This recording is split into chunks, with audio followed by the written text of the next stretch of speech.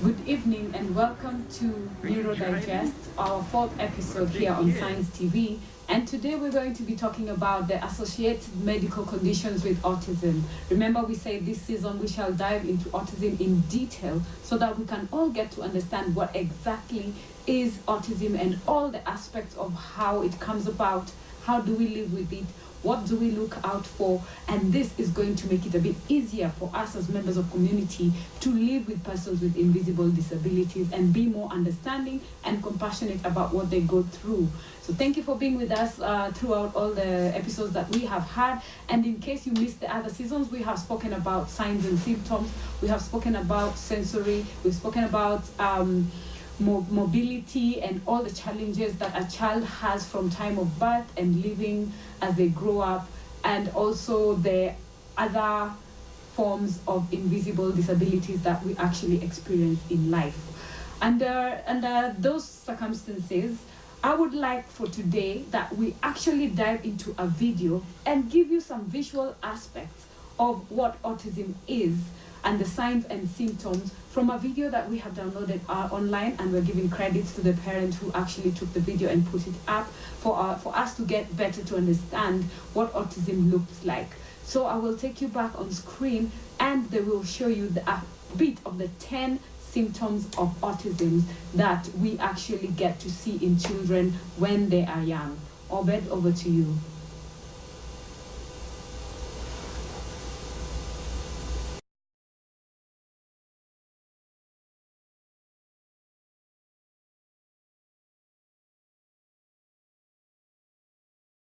Remember is just because some of these signs exist in your child, that doesn't mean an automatic diagnosis for autism. However, the more these behaviors occur in your child, the more concerned you should be. The key here is consistency and frequency of these behaviors. So in this first example, it's pretty obvious. Some children will hand flap during early development, but as with all these signs, pay attention to how long the behaviors last. If the child grows out of these behaviors, generally around 3 years of age, there's not much to worry about. But with someone like Alistair, who hand flaps every day, there is cause for concern. This is one example of self-stimulation, or stimming as it is called, and it helps to calm children with autism. This second example can be confusing to some, as most people have at least attempted to walk on their tippy toes at some point in their life. Again, pay attention to how often the child does the behavior. Our 9-year-old son, who was diagnosed with autism, still walks on his tippy toes to this very day. This third example may seem alarming. However, as long as they bang their head on something soft, like this padded high chair, generally they'll be okay. As a form of stimming, it can help calm the child due to the rocking motion. Many people with autism like to rock back and forth.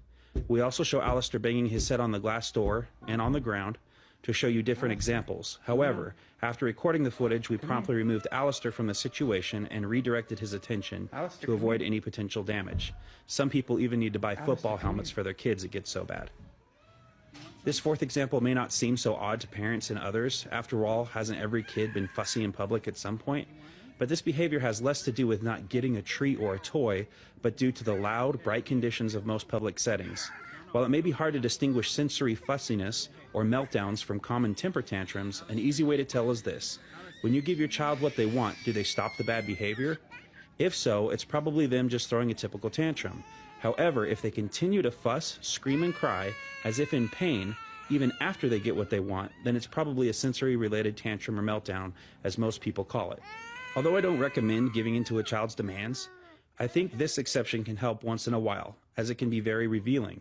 Also, most common tantrums last minutes, whereas a sensory meltdown can last hours. Oh, buddy. Buddy, I love you. Hard time, I know. We'll get you home, okay? In this fifth example, we see another example of stimming. While every child loves to play with water and blow bubbles in their milk, the key here is, again, how long does this behavior last? Also, you may notice that your child is doing this behavior alone, withdrawn from others, instead of trying to put on a show. Generally, the behavior will last longer than 5 or 10 minutes and can last hours depending on the severity of autism. Look for extreme obsession and repetition with objects. And number 6, we have very aggressive behavior. All kids fight at some point. But is your child doing this immediately after being punished, as if they are enjoying it? It may seem odd, but this can be another form of stimulation, as they get a strong response from others when they are aggressive. You will notice the child being much more aggressive than a typical child for no obvious or good reason, like wanting something another child has, such as a toy. Alistair, can you use your words? What do you think about the car wash?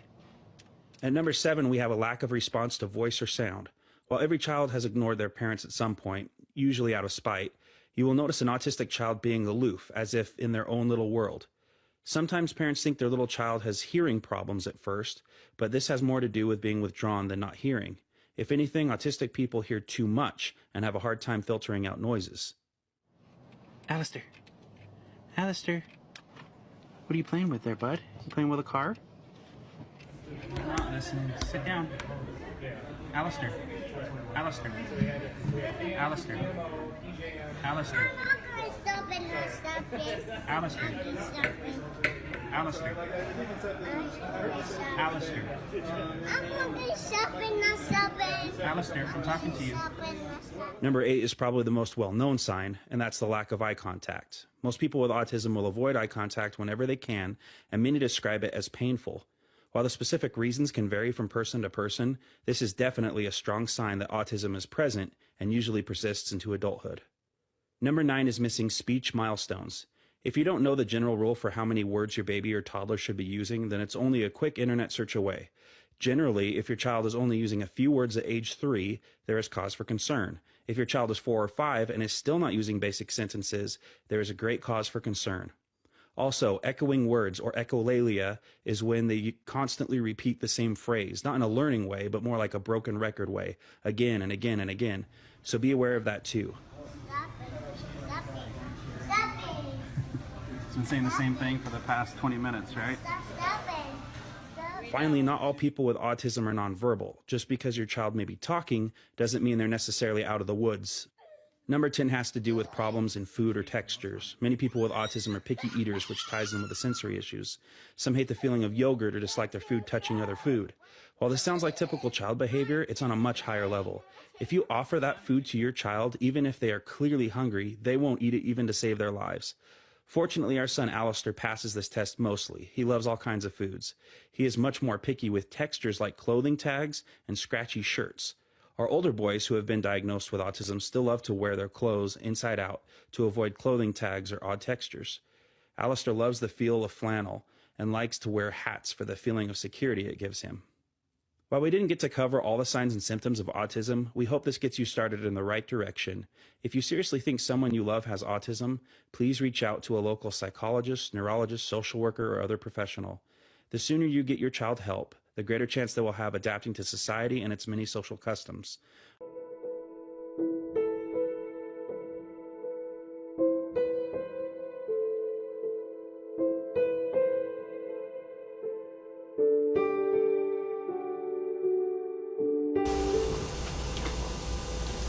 Welcome back, and thank you for those who have taken the time to have a look at the video. And now I believe you have a better view of exactly what we're talking about when we talk of the signs and symptoms of autistic persons. So that was to assist you as a viewer and as a parent or a caregiver to see some of the spectrum disorders that are indicators of what autism looks like in the behavior of a child when they are young. So we will dive back into our today's topic now that at least that has been out of our way. And we're talking about medical conditions. Remember, from my side, I'm speaking as a parent, and I have taken the initiative to read a lot about all these things so that I might be of greater help to my son. Remember when we spoke about acceptance, the first thing you do as a parent is understand, take it in, process it as a family, and then learn as much as you can about the condition. And that's the way you'll be able to help your child grow and thrive. So as a parent, I have taken the initiative to actually do a course on autism and ADHD because 2 of my children are affected, and that is why we are actually having this conversation, because education is power, and the community will only get to understand and help us with this journey if they know exactly what we're dealing with. So I will go with the most common conditions that we actually have in the autistic spectrum disorder, which is some of the times you will have our children have issues with their eyes. So you find a child who is not having clear vision, and they might be forced to actually wear specs at a very early age. you will find that they have knocked eyes. Like when they're looking, when in Swahili tusema macho cross-eyed or macho chongo. That is what we talk about. So those are some of the things that you will notice in a child. And then we have the motor disabilities.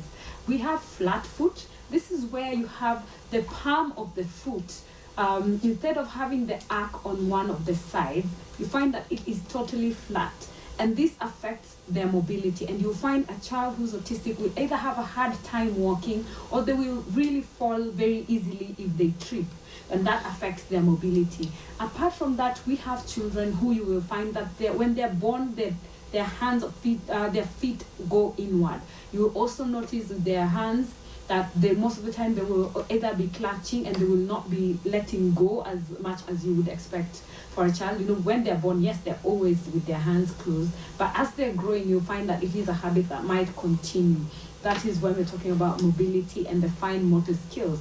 Fine motor skills is where the child is asked to grasp something like a pen, and you will find that they have a very hard time actually doing that cognitive action of managing to put their hands together to grab a pen and actually create motion. So these are the mobility challenges that the children go through. Then we have, most of the time, we say the children are nonverbal, but often at times we know this is one of the greatest misdiagnoses, and note I said misdiagnosis that we have, where because of the child not being responsive, parents or caregivers or doctors assume that the child is deaf. Just early today, I met a friend of mine who actually mentioned that they actually had their child go through an operation when it was a misdiagnosis that the child was deaf and the child was okay. It was just autism that had not been intervened in time nor diagnosed. So that is why we're doing this, remember, so that we can be able to understand and avoid some of these misfortunes. So that is hearing impaired. Most of the time you find that they just need the hearing aids, not that they're deaf, they just need some assistance. And then, like we said, also in the science, you find that they cannot stand a lot of sound, like very high-pitched noises, they cannot do that. Children with autism and even adults will have issues feeding. They're very picky eaters, and that sometimes you find even the digestion of their food will be a challenge for them. And this is something you can note when a child is very young.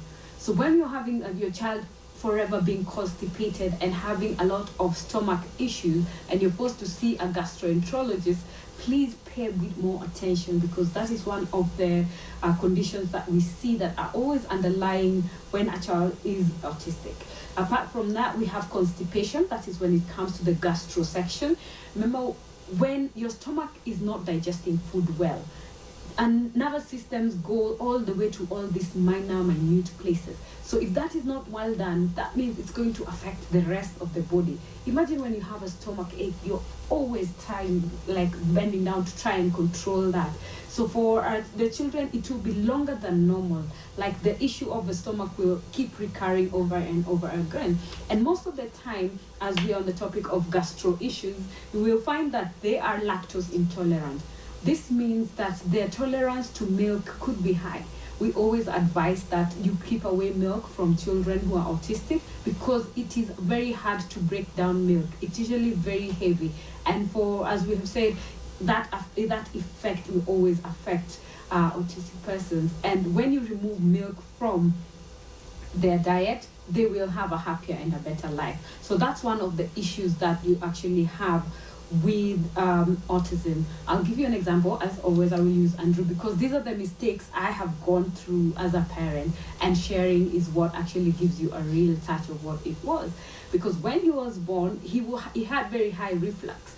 This is where the reactions of his body reactions were very sharp, like he would sense it so high. And then we had all the time he was constipated, he was not passing stool in time, no matter how much of balanced diet you give, he was just not having that. So that's when we found out at an early age. As a parent, I had to stop taking milk so long as I was breastfeeding my child, because we have to work with the elimination process. So at this point, after we eliminated, he was able to sleep better and be a happier child. So these are some of the things you need to pay close attention. It could not always be because of autism, but it is one of the things to look out for. That is lactose intolerance and some of the gastro issues that we're talking about. So we will go into some of the medical conditions that are more complex now. So this involves things that coexist. For those who are joining us, we are discussing medical conditions that actually coexist with autism. So when you see some of these conditions, it could be a trigger to just let you know, like, hey, watch out, and try and understand what is going on with your child. So we have convulsive disorder. These are seizures. Most of the time, this comes in, and there is a difference between epilepsy, which is kifafa in Swahili, and having a convulsive disorder. So I will give you an example. Andrew had multiple sclerosis. This is some lesions in the head, which was the cause of the seizures. Some of the seizures are actually because of the brain development and can be also genetic. So those are some of that is a convulsive disorder. Epilepsy, on the other hand, also is inherited, and it's something that can be passed on in a family. And you will find epilepsy comes and there is a lot of foaming in the mouth. And that's when you see, we talk about the tendency of biting your tongue, and we're advised to actually place a spoon or something so that the patient does not injure themselves. While on the other hand, you will have convulsive disorder. Most of the time, it will just be a lot of saliva coming out, and you're advised when that happens, you turn your child to the side. And the thing is, when this is going on, you just need to give them space, good breathing environment, and just let them go through it. Unless you have oxygen at home, you can administer oxygen. I know we had earlier done a post on our Facebook page, which is Andy Speaks for Special Needs Person, about how to handle seizures, because if you let a seizure continue for so long, remember, it is something that is fatal. We have heard of a case in the US where a 20-year-old child has actually passed on a few weeks ago because of he got a convulsion in the middle of the night. So as a parent, what I always do with the house that I live in, my son never sleeps alone, because we know, and from the pattern of the of how the seizures have been occurring, they always happen anytime from 4 a.m. to around 6 a.m. So that means all the morning hours. And when it happens, you will always hear them having difficulty in breathing. That's most of the time why you sleep as a special needs parent. We're always sleepy because you cannot fully sleep. You always have to have your ear, and then, like, not that we hope for it, but if anything happens, you need to be ready to take action. So that is about convulsive disorder. So you will find also epilepsy comes along with that, where your child will be having epilepsy and at the same time having seizure. We have said, don't let a convulsion go for too long. Especially the first thing you have to see, do they have a fever? Because convulsive disorders can come in two ways. It can occur on its own, because there is a lot of electricity going on in a child's head. That is one of the reasons that explain why someone gets a convulsion, because at that time there is too much that the brain cannot handle. So let's use, for example, like when you get an electric shock, it goes through the entire body. So from the head, it goes through the entire body. And you will find most of the time, if you look, you will see the hands will be flipping, the eyes will roll back, and they will be also shaking or become very stiff. And sometimes, the worse it gets, then you'll find now the body will start curling in, especially the toes and the hands. The other thing you watch out for, if a convulsion becomes too much, if it is gotten to that point where oxygen at this point is usually very restricted, so it doesn't get to the child's brain. So we actually have your brain cells dying for a child when this happens over time. So let's act in time to avoid the children regressing or getting mentally affected, because that is what can happen. So if you find that after the seizure or during the seizure, your child passes urine, kindly call the doctor. And if you have something called diazepam in the house, if you know your child is convulsive, have it in a form that the one that you administer through the back. They're called suppositories. I hope I got that right. And that is the fastest way to actually help bring down the seizures when a child is actually going through it. But like we said, if the child passes urine or if the child passes stool, kindly rush them to a doctor. And if you have oxygen in the house, please put it on them, because it is advised, if you know it's an issue in your house, you administer that, because you're going to be helping your child. And this sign of passing urine and stool indicates that the brain and the neural system have now let go, for lack of a better word. Remember, we said no doctors, just my experience and what I have learned and studied about the issue, because it's something that I'm living with. So when that shows, it shows that the body has let go of the control of the body. So the child is actually passing urine without any control. So most of the time you will notice that the child will have to be admitted and be monitored for a bit of time. And if it's very bad, they might be put in high dependency units, so that it's very close watch, especially if it repeats, if it recurs, because the more you do, the more brain damage is happening. We actually had a case that was that happened about 3 weeks ago, a separate incident right here in Kenya, where there was a late response to convulsion, and sadly the child is now brain dead, meaning they're there but they cannot function. So as parents, my dear parents, I encourage you, when you see convulsions, even if it's something you do not understand, kindly just let your child be checked, talk to a neurologist, because we also have something called silent convulsions. If you note that your child just gazes, kuzuba, if you find your child just tears and does not respond, if you do this, or if you do bring something into their eye or snap your finger in their face and they're not non-responsive, please note that is something we call silent convulsions, and that is a disorder that can actually take a while to go away. So they always say you study from when the child is born until like 5 years, and then there are medications that are there to control the seizures, and the neurologists are the ones who are there to advise on the right medication to use, and it varies. It could be one medicine that works for your child, or you might have to combine a couple to actually control it. That's for epilepsy and convulsive disorders. So we move on to cerebral palsy. Yes, cerebral palsy patients can also have autism. It's a tough pill, but yes, it happens. And that is 10% of persons with cerebral palsy, which we had in our first episode. We had dived into that. It is a disorder where the brain gets affected, and in turn, the mobility of a child also gets affected. So you will have some patients with CP who also have autism spectrum disorder. The challenge is usually telling it apart, because all of them are neurodiverse conditions, but you have to clearly align no and no, which is which. Apart from there, we have children, a small percentage that or even adults that have what we call Down syndrome and autism. So then that's why we are talking about neurodiversity, and that's why we call our show Neurodigest, because now I think you can see why it makes sense, because all of these things are things that are conditions and disorders that happen because of the internal these internal changes of our natural neurology, and hence we get these disorders. So for Down syndrome, you will have at least some of them. It's not a great percentage, because especially here in Africa, we don't have so many cases of Down syndrome, but it is there. And you will find a child will also have both.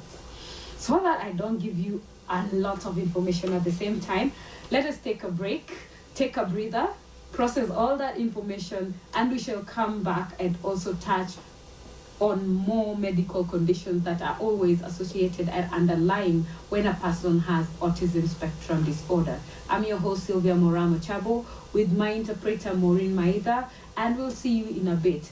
Don't forget, for any questions that you have, talk to us on Twitter.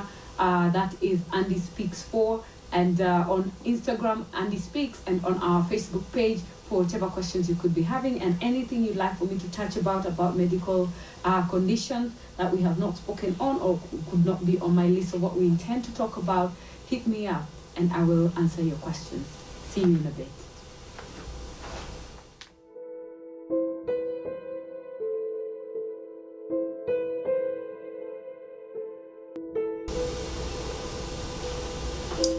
Welcome back to Neuro Digest. Welcome back to Neuro Digest. I am your host, Sylvia Mochabo, and my interpreter, Maureen Maitha. And we will be continuing with the underlying medical conditions that are associated with autism. We have covered the most common ones, that are some of the signs that you have to watch out.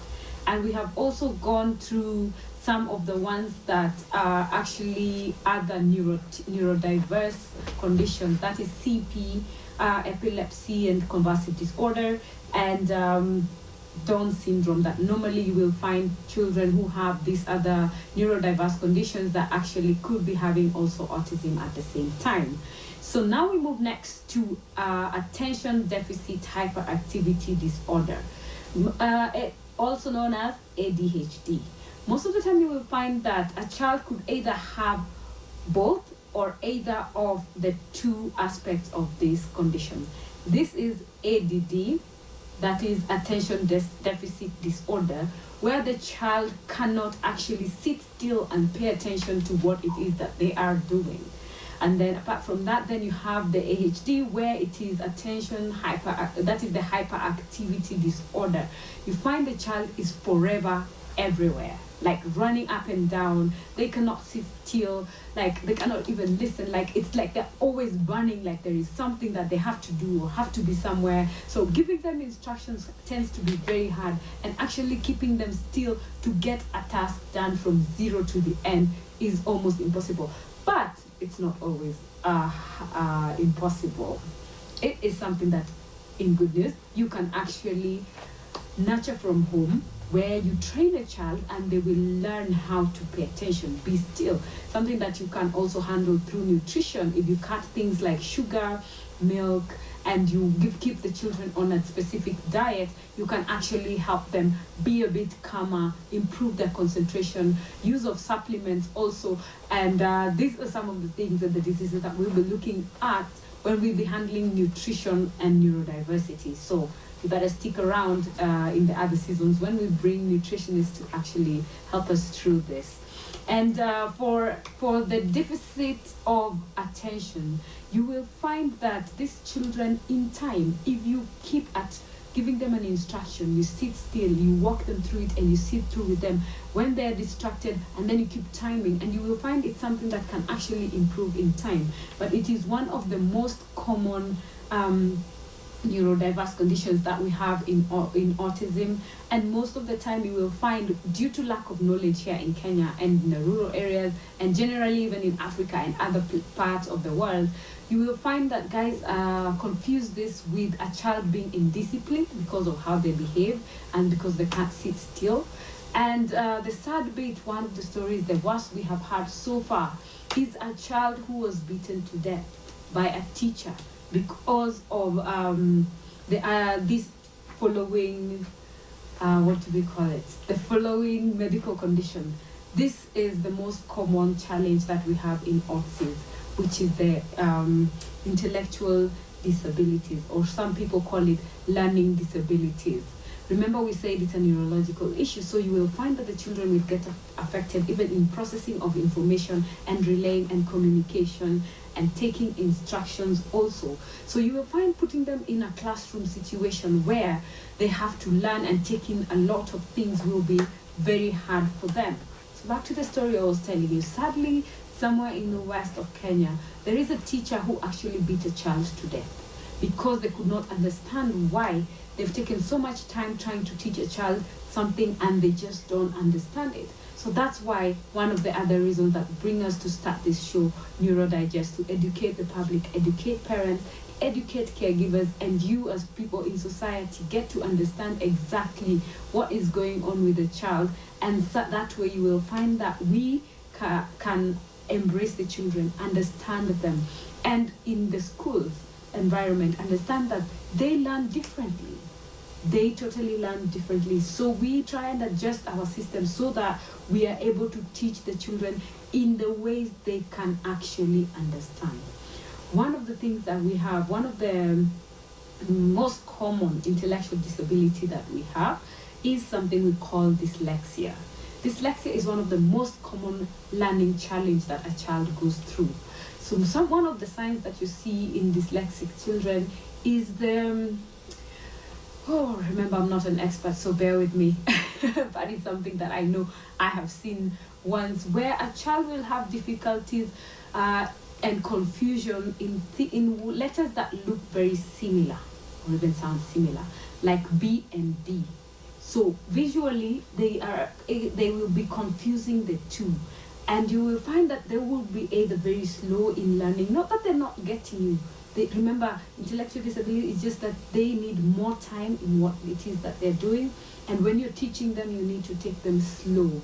Remember, one of the signs and symptoms when we were talking about milestones for language, we mentioned that there is a certain number of words by a certain age that normally is expected in normal growth.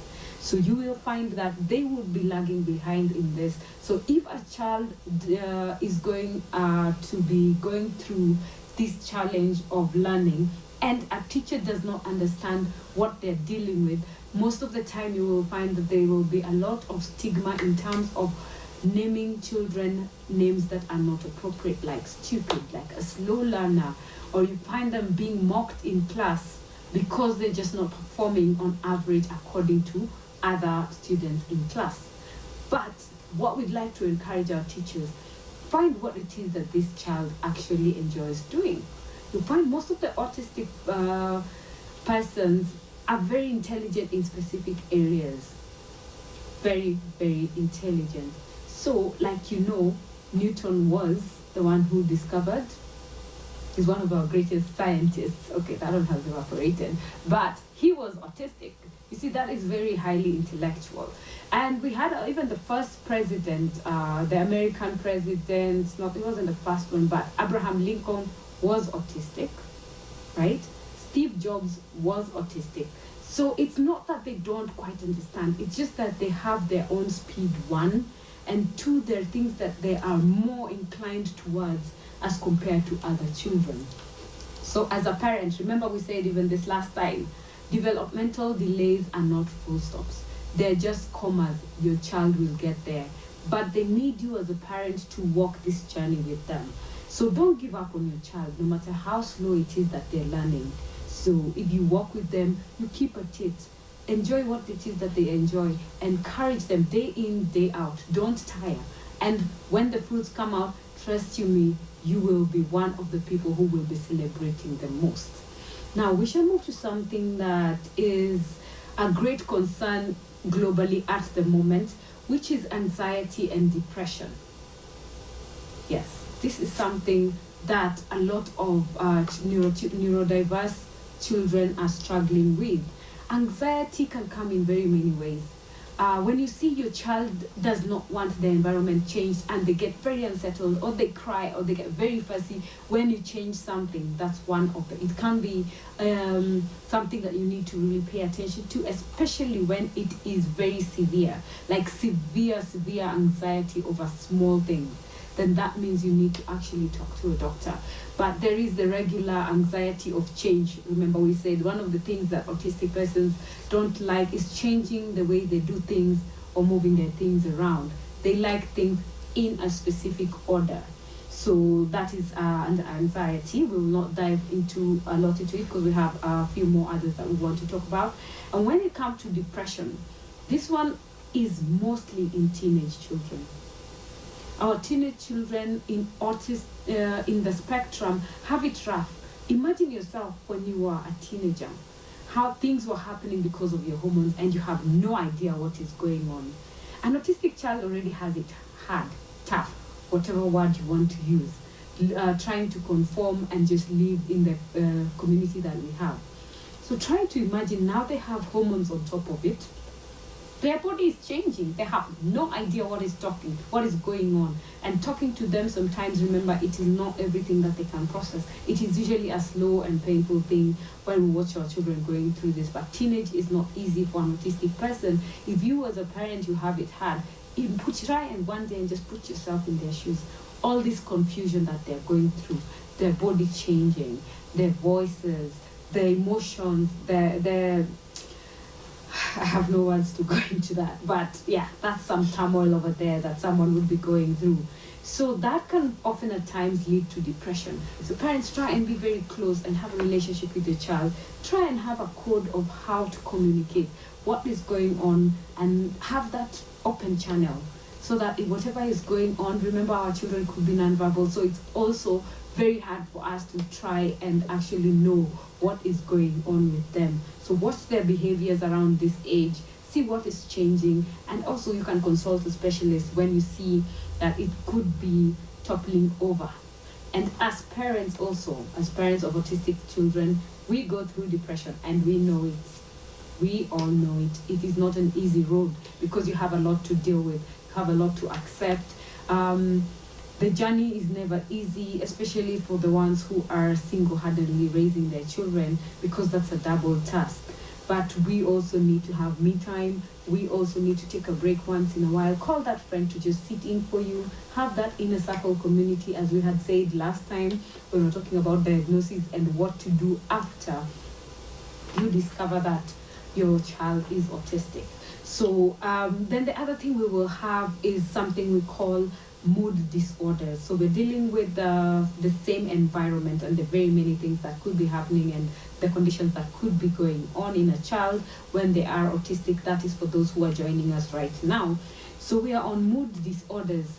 You will find that the child will be okay, then they're very moody, then they go to another mood. So it is something that all children go through teenage, as a child, and even as adults. Sometimes we get moods, and for us women, we know PMS, how it comes around, something that's not in your control. But now we're talking about mood disorders that just are a bit above normal. Like they swap, they change very fast. And now you need to learn that there is mood disorders, then there is bipolar. So I've introduced two words. There is the mood disorders that your child could be going through, could be having, and bipolar. These are things that the doctors will be able to tell apart and will be able to guide you as a parent. Most of the time, some of these diseases, we think of them like a white society kind of disease, but we live with it. It's just that here in Africa, we look at things differently. And bipolar generally means that someone will be having multiple personalities. Like today, I'm talking to you, you're all bubbly and all this, then I meet you tomorrow, you're this totally different person. And these two people can exist in you as an individual and actually can come out at any time. Like the change can be very evident, and the times you just do not want anyone around you, the times now you're okay, you're social, and most of the time you find that persons with bipolar are introverted. I hope that's a very common word that we all understand, whereby you keep things to yourself, you're not very vocal. And you remember, if this is an autistic child, they already have that challenge of not being able to communicate. So telling some of these medical conditions apart from the actual signs and symptoms can be one thing, but parents, remember, when you're saying, what we are saying here is, if something is extreme, take the extra step. Just go to a doctor, consult a doctor, and if it becomes a psychiatric issue, because sometimes it happens, just talk to a psychiatrist, but do it with the right person, someone who's qualified to deal with special needs, so that they give you the correct guidance. Because remember, it is one of the thin lines that we are having to deal with in the medical field, where we have people who do not understand the condition treating some of the issues that are on the spectrum. So be informed with who it is that you're actually seeing, so that they give you the right advice and we avoid the cases that we have of misdiagnosis. We shall move to something we all hear and take lightly, something we call OCD. But in full, that means obsessive compulsive disorder. Have you ever, I know I have OCD, but it's not a lot. So it is a bit of OCD where I like my things this way or that way or that way. But some OCD is good. When we're talking about it as a medical condition, this is when it's extreme. And you will hear parents saying, my child will not sleep unless the cars, that is with its toys or dolls or their toys, are specifically arranged in specific color code or in specific sizes or in specific order or style. And if you move it, hell breaks loose. So that is the real deal of OCD. That is where the child is very obsessive, like too obsessive it could be in how things are done. Most of the time it comes out in terms of perfection. Everything has to be thorough. If I'm eating, no speck on me. Even a rice should not be on me. It is a bother to them. If I'm going to sleep, I should be sleeping on this end and in a specific way. We've all, not all of us maybe, for those who have watched Big Bang Theory, you know Sheldon. Sheldon is actually autistic in real life, the same way he acts as a high-functioning autistic and a genius at that in the show. Those are some of the symptoms when we're talking about OCD. Like, I'll sit on this spot and I can't sit any other spot if it is not this one, and I will wait until that spot is available. So these are some of the obsessions we are talking about. It could be with that, and then we also have obsessive disorder. There are some of the obsessive disorders, pardon me, could be like, for example, I've mentioned over and over again about how Andrew likes the stick. It's a calming effect for him, but he's obsessed with it. It's like an obsession that we are working towards eliminating and replacing it with safer things than sticks, because you look at it like it can be a self-injurious thing. If he trips and falls and he has a stick, it could be something that could cause injury. We have children who are attached to items, so that is attachment, but excessive. Remember, some of these things are some of the symptoms of autistic children. But when it goes beyond the safe zone, when it goes beyond there is a certain degree of how some things are acceptable, and as a parent, I'm sure you are able to know that this is okay. But when it gets to another level, you're like, okay, something is wrong. So that obsession is one of the signs and symptoms of the medical conditions that we have. And it will be good if you find a way of diverting a child from that. But one of the hardest ones is when the child is a perfectionist in the things that they do. It is a good behavior, but let's not have it when it's too much. Then you try and have someone assist professionally in how they go out over this. Now, we have something called stereotyped movements. Some of them, I'll take an example of like the rocking. There is the rocking behavior. Then there is the mild, then there is excess, then there is too much of the rocking. Yes, it is a self-assuring and self-clematizing behavior for autistic children. Remember, not all of them. All these things we're discussing is not a must that because you're autistic, you have to have this. In the first episode, we said clearly, autism spectrum disorder, meaning it is a wide spectrum, that you could be having this and not that, and there is no one person who is equal and similar to the other. So do not expect that all of these things we're talking about are in your child. No, it is not. It is very hard to find all this in one person. It is just that autism is so wide that all these things are some of the things that, as the study is still going on, what has been observed. So some of these movements, when it is severe, like head banging, so we have children who bang their heads as a form of calming down, and there are those ones who do it non-stop. Remember, the head is very sensitive. So apart from having the headgear to just safeguard their head, you could try and just change the environment. There is medical intervention also for trying to just change the child to divert from that self-injurious behavior to something else. And that, I think, is some of the things that the behavior analysts are doing, and trying to help parents who have children who have movements that can actually cause danger to the person who's autistic, also to the environment, because of the environment, and towards the people who are around him. So stereotyped movements, there are very many, and some of them we have already mentioned earlier. Last but not least, let us go into tics and Tourette disorders. This is a disorder where you find there is uncontrollable and involuntary movements of body parts of a person who's autistic. This is where you find a child will either be ticking their head or twitching either part of their body, or you will find that they're, how do I call it? I'm trying to mimic the movement, but it's not so easy. But I'll make sure I get a video and upload it on the page for Andy Speaks for Special Needs Persons. But generally, they're involuntary. So when you're seeing a child either doing the tics and moving in a way that is continuous and it's happening over and over and over again, remember, it is not that it's something that you just enjoy doing. It's an involuntary movement that comes with the fact that they are autistic. All right, I know that was a lot for today. You can go over and watch the repeat show. You can join us on YouTube and go through the list again. For people watching on Facebook, thank you for joining us today. We are trying that, and we hope we'll be able to do this every other week so that we have you. Let's keep the conversation going. We shall now start having interviews and bringing specialists on board. Now that we have the general information on diagnosis, on signs and symptoms, now let's get back to the community and hear real life stories, because all that we're talking about is not from nowhere. It happens right here in our country as we're raising our children. So we have interesting people lined up for you. So don't go far.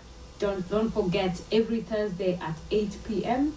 you join us here on Neuro Digest, where we will be able to enlighten you on matters neurodevelopmental disorders, also known as invisible disabilities. And your takeaway for today, know that 44% of persons living with autism spectrum disorder are average or above average in their intellectual ability. So just because they are slow, they're not dumb. Just because they don't do it when and as how you want it, remember, they have their own way of learning. So if they cannot learn the way you teach them, let us adjust a bit and teach them the way they want to be taught. And that's the only way we will have an inclusive, an interactive, and an integrated community where we have equality for all, even those living with special needs. I am your host, Sylvia Mochabo. My humble interpreter has been Maureen. And don't forget to join us next week on Thursday, same time, same place here on Science TV, and also online on Facebook page. And keep sharing and keep liking our pages. Continue that conversation. What would you like to hear about next time, or in our season for autism and other neurodiverse conditions? So good night from us here, and we see you next week.